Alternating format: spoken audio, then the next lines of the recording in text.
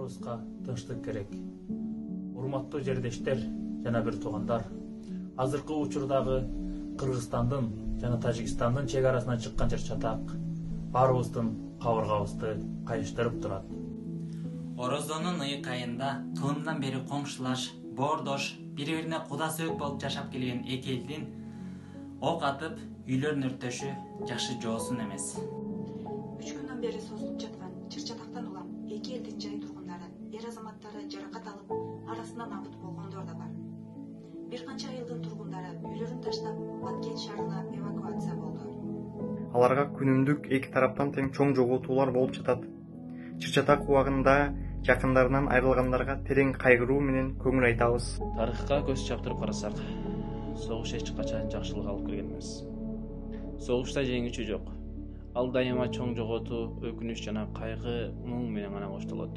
Жетимге жөтөлдүн керегимне дегендей, эки өлкө тең элин бага албай, экономикалык жана социалдык кризистен чыга албай келет. Ага азыркы абалдагы пандемия апаты дагы кошумча. Эки өлкө чабышса, ортодо курал-жарак чыгарган өлкө пайда болушу мүмкүн. Же эки улуттун ортосундагы болуп жаткан кырдаалдан сырткы күчтөрдүн пайдаланып кетүү коркунучу бар. Баарыбызга белгилүү болгондой, Баткен аймагында жана жакын коңшулаш өлкөлөрдө радикалдык агымдар да аз эмес. Бул жагдай жалпыбыз үчүн чоң сыноо. Мындай учурда эки өлкөнүн мамлекет башчылары кыйрылтып түз кеңеши керек.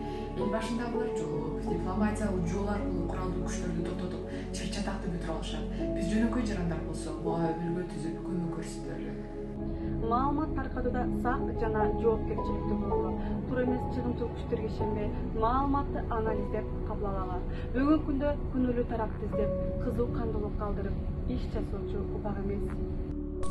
Эки тараптан тең эмоцияга алдырбай, сабырдуу болуп, эки элдин тарыхый тамырына доо келтирбей турган акыл эске таянып чечим кабыл алуу биздин парыз.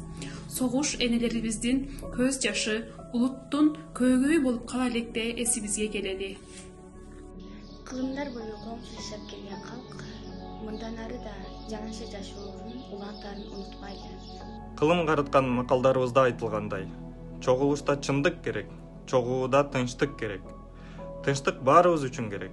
Тынчтык болгондо гана өсүп, өнүгө алабыз. Жалпыбызга сабырдуулук, акыл эс жана кайраттуулук тилейбиз. Терең урматтоо менен Англия, Германия жана Турциядагы кыргыз мекендештери.